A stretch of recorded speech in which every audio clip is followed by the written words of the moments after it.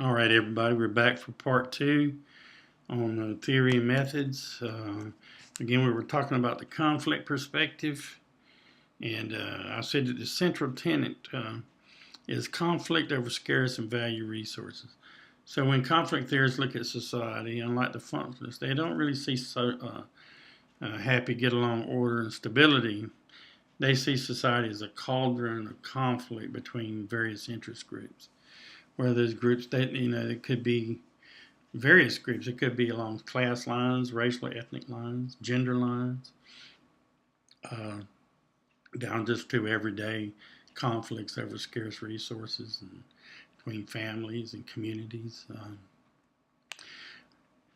It's sort of a nasty picture of society where on the everyday basis, people are struggling with each other to get a piece of the pie, if you will, and that is stratified. Some people have a lion's share access to the scarce resources of the society, and others barely have any resources. And that the society reflects in social inequality. Some societies produce less social inequalities, and then other societies produce a lot, even if they're capitalist societies. We know that, well, I don't have to go too far. When I was a graduate student studying at York University in Toronto, again, I was, to my surprise, I didn't know this was going to happen, but even though I was a foreign student, considered a foreign student being from the United States, my family and I, my wife, and our two children, while I was studying there, we were totally covered under the Canadian single-payer healthcare system. So in terms of the health inequalities, in terms of healthcare, inequality in terms of access, that country pretty much has made that way more socially equal. No matter what your position is in society, whether you're as long as you're working there, or even if you're not working there, if you're a citizen of Canada, you have access to a basic healthcare, national single-payer healthcare system. All pay in to their state sales tax is one big area, and so the tax system reflects a progressive tax, where those with more means pay more, and then you have sales tax on everything you buy, a few cents on the dollar for any commodities you buy. All that goes into the government's pool of funds that are then utilized to fund nationalized health care. Everybody's covered. So in that sense, everybody's on an equal footing. So everybody has access to health care, and we had access to. And it was, for an American, I felt somewhat guilty at first because I thought, where do I pay the doctor? And there was no bills. It was all done with about looks like a credit card with your social insurance number. Anytime you go to the doctor or hospital, they just take your card and swipe it through, and that's it. There's no money, no bills, no hospital bills, and really, in many ways, there's no perfect system anywhere on the earth, but in terms of, for example, in the conflict perspective, it takes a lot of social stress out of the society, and so that people have less stress. That's one less thing. Sometimes all it takes is one more thing to worry about. One bad illness in a family can bankrupt a family, and then from there it can really stress people out so that their marriages fall apart and lose their jobs and so on. Where in this kind of system, it's one less thing you have to worry about. So that really takes a lot of stress out of the society. And as a consequence, part of the philosophy is that helps to reduce crime, helps reduce school dropout, and plus that's just one program. They got all kinds of social programs to help meet people's needs, even though it's fully a capitalist economy. But it's what we call a social democracy. Certain areas of social life is socialized, and that's really their main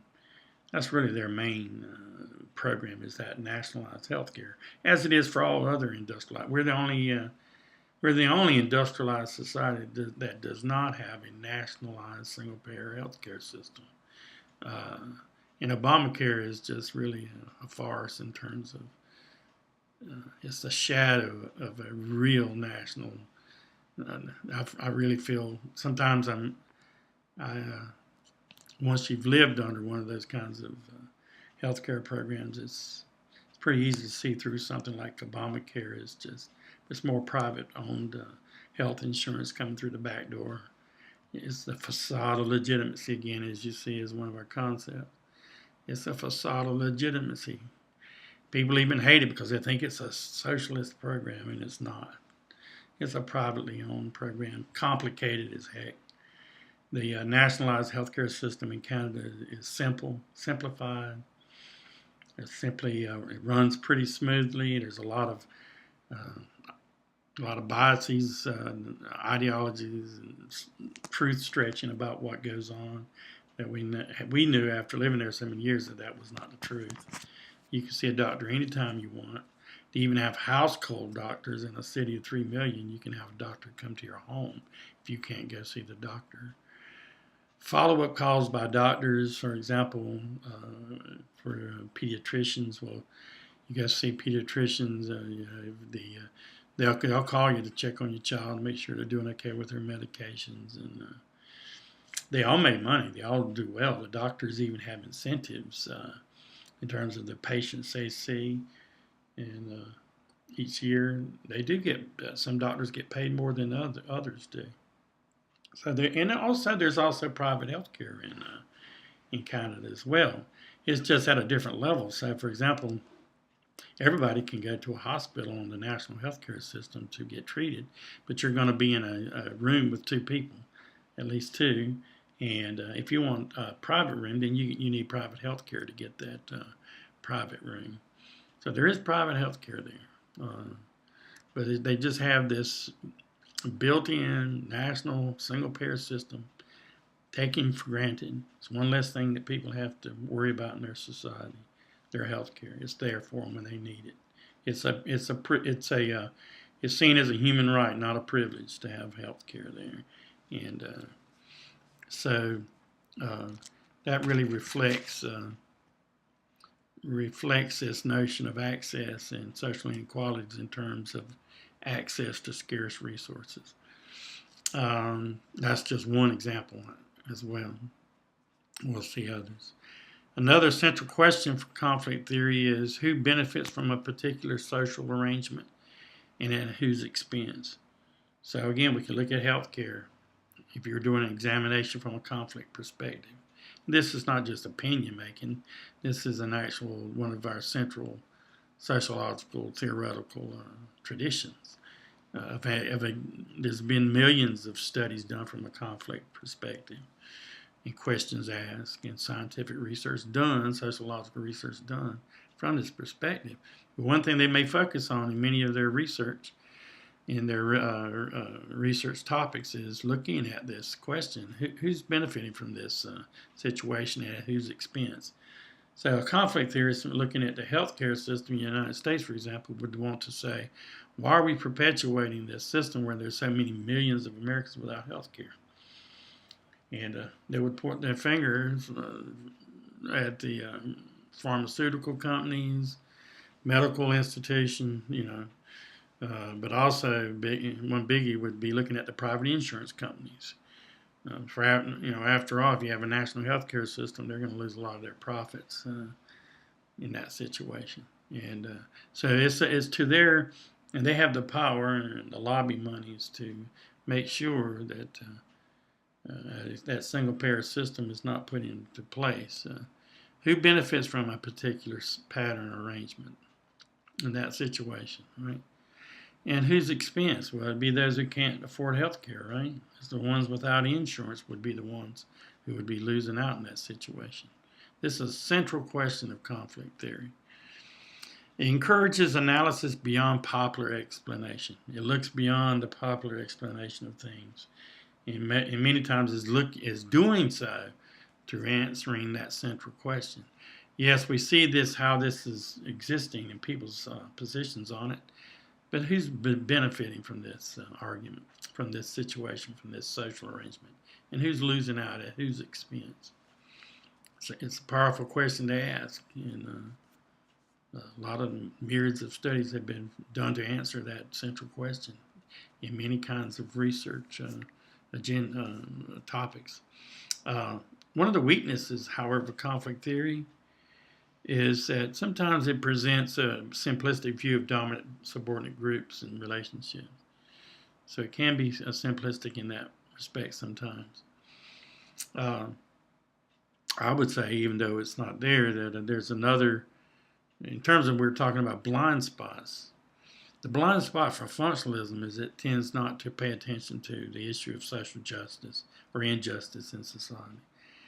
And because it's preoccupied with order and stability, it overlooks conflict. Conversely, conflict theory, a blind spot for conflict theory, is the social fact of order and stability in society.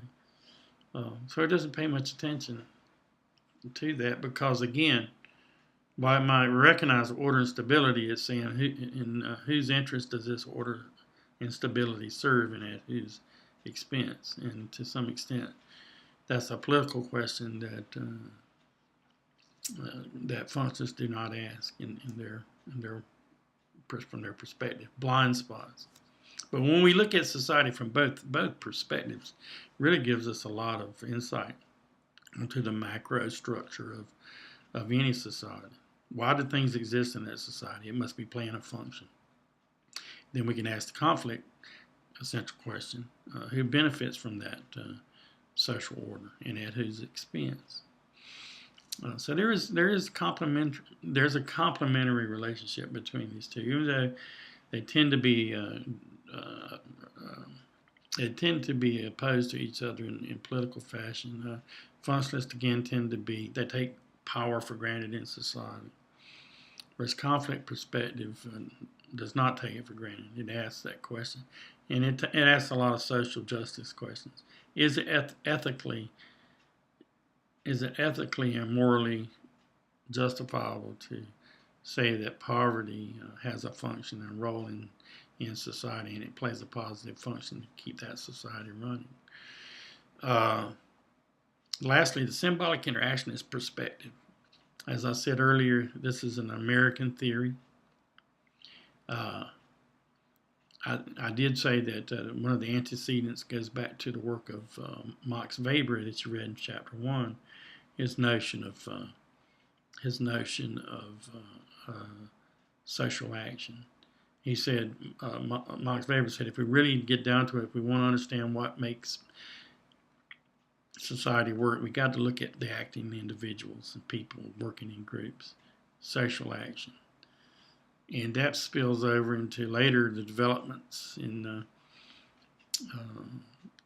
the works of people such as Herbert Blumer and George Herbert Mead, who were the true founders of the symbolic interactionist perspective. It's an American theory, and it takes a totally different, puts on a totally different colored glasses when it looks at society. For both the functionalists and conflict theorists, their outlook is macro.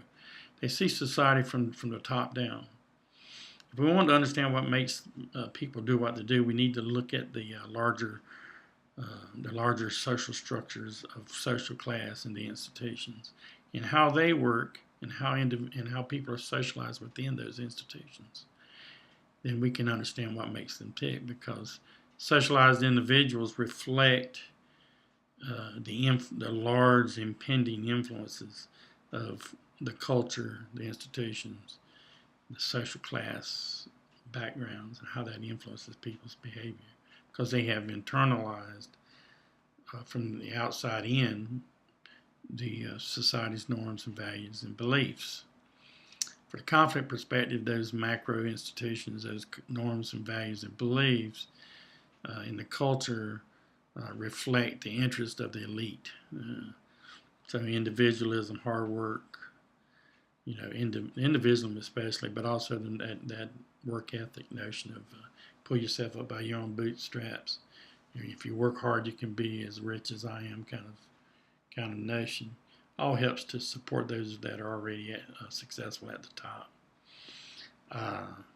But nonetheless, it's still a top-down model. Social class for the conflict theorist, the institutions of society for the functionalist, these macro social structures.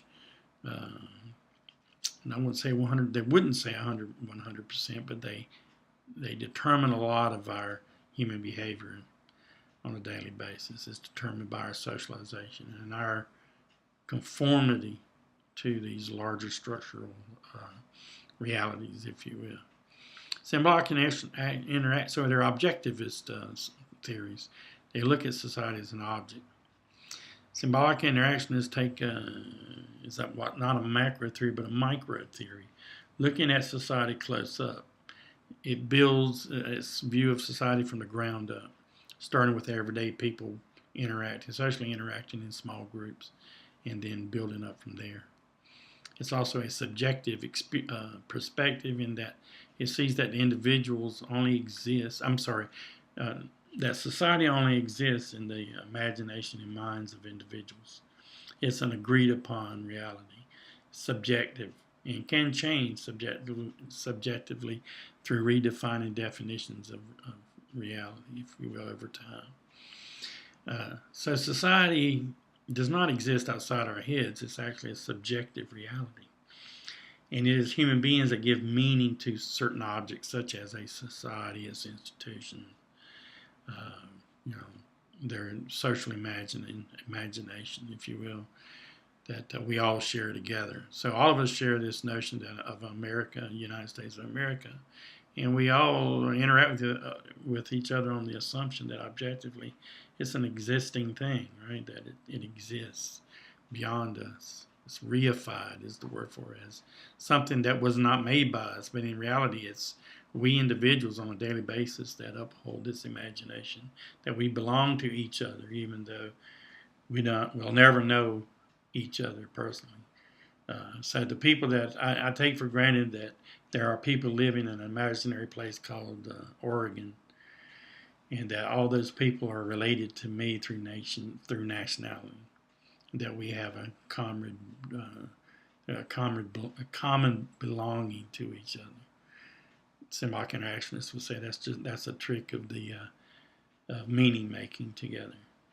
That human beings, from the symbolic interactionist perspective, let's look here. The focus is not on social order or conflict at the larger scale. It's on social interaction between groups of people, between individuals, if you will. And then the key terms: social interaction, shared meanings, how we share meaning together. And we share interpretations we define the situations we're in together.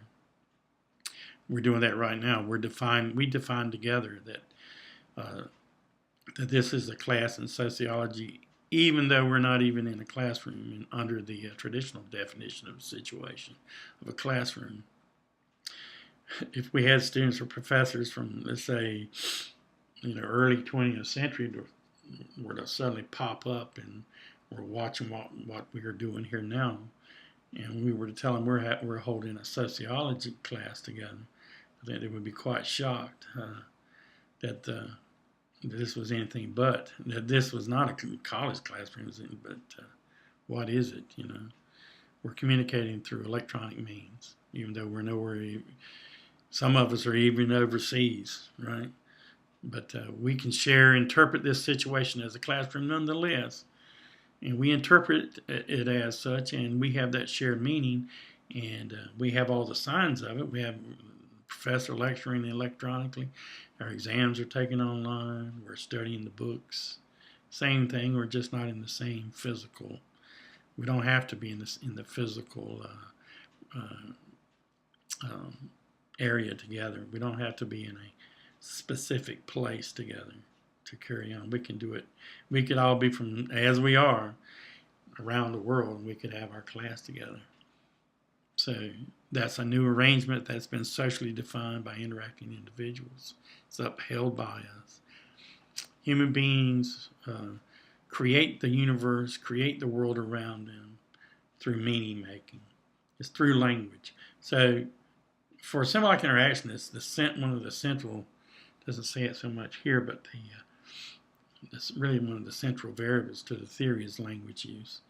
Language, it's through language that society is made possible, through our ability to communicate both verbally and non-verbally, written and non-written, right?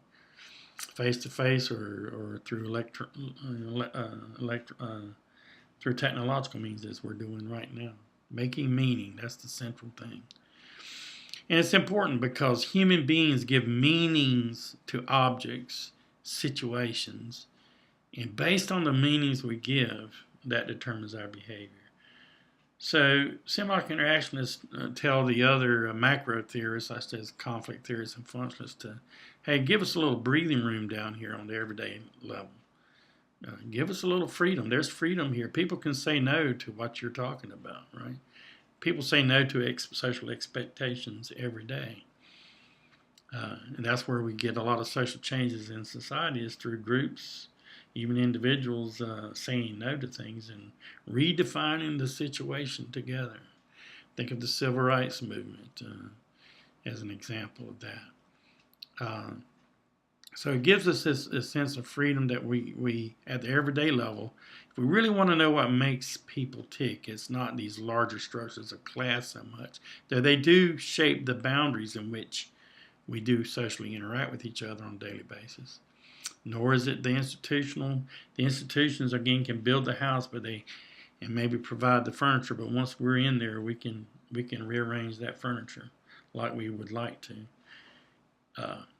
In actuality, in some instances, in a revolutionary sense, you could actually tear the house down and start all over again. And there's historical examples of that interpretation in the definition situation, and has happened in more than one society. So it's the defining people together on an everyday basis, defining what things mean. And it's how we define a situation that we take action. People don't just behave like a knee-jerk, like a dog, on instinct. We always interpret our situation. Sometimes that's made easy. So for you and I, because we know what the internet is, we know what situation we're in. That we define this situation much easier than if someone didn't know what was going on. But if you're walking out late at night into a parking lot and there's a gang of guys walking around your car at a distance, and you're walking and you're in a dark parking lot alone, you're going to have to rely on your own. Your mind's going to be working fast to interpret that situation. Do I continue walking towards my car? Or are those friends going to? Is that for my birthday, or are they playing a joke, or are they going to? They're going to gang me they're going to beat me up when I get to my car and steal my car. So you got to interpret that situation. Sometimes we have to do very fast interpretations of the situation so we can behave on that. But human beings behave on what things mean to them. And many times we may be totally wrong. And we'll be talking about this, some more examples. In terms of methodology, conflict theorists and functionalists tend to use quantitative style research. They look at large phenomena most of the time. So they rely on questionnaires, for example, and do quantitative statistical analyses, so they can look at large-scale phenomena and make crosstabs, to see how things are related to each other. We'll talk some more about that. However, symbolic interactionists, and just to give you some insight, most of my background and my training has come out of conflict theory, but also symbolic interactionist theory. So most of my research, I call it sort of a critical interactionist methodology, doing ethnographic research, field research. But it encourages a direct, first-hand, extensive analysis. Getting involved with the people you're studying, doing first-hand observations, sometimes participating in their events of what they're doing to get a sense of what that behavior means to the people that are involved in it. So we tend to use qualitative types of analysis.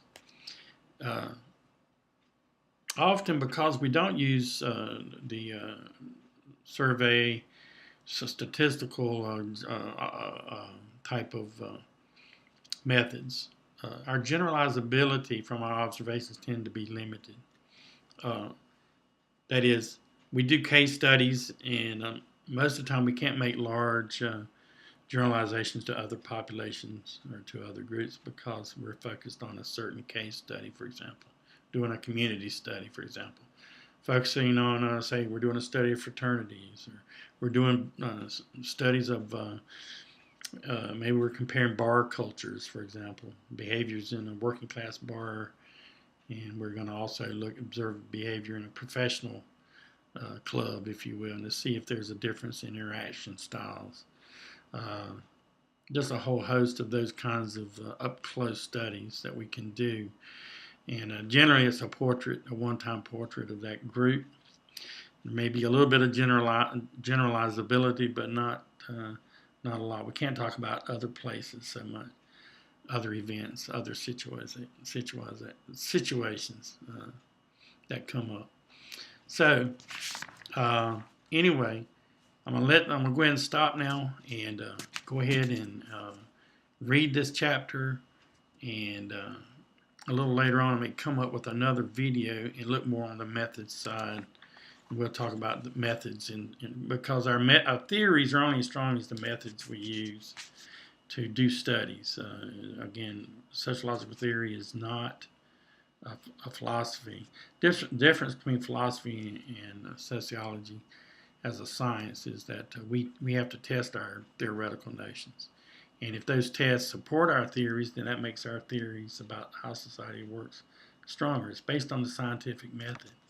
If our findings from our studies do not reflect the logic of our theories or our basic assumptions, then we have to modify that theory. And if it really loses weight, we may actually drop that theory altogether and move on to a redefinition. So there's always new theoretical perspectives emerging generally within these three fields. I guess one of the newer emergences has been in theoretical developments has been in the area of in the area of postmodern theory that does a major critique of our modernist theories, which these three theories would fall within. And we'll be talking about that theory a little later on as in the semester as we go. But it's an ongoing enterprise of research, theorization, modifying theories, coming up with new theoretical ideas. But the three major paradigms have been together, have passed the test of time all these decades, and so we've been able to substantiate many of the basic assumptions of functionalism, conflict theory, and symbolic interactionism. And again, as a student, it's good to know all three, so we can examine society from different angles, if you will. All right, so thanks. This is the second part. I'm going to cut it here and be with you on the emails. Email me with any questions you may have. All right, have a great week.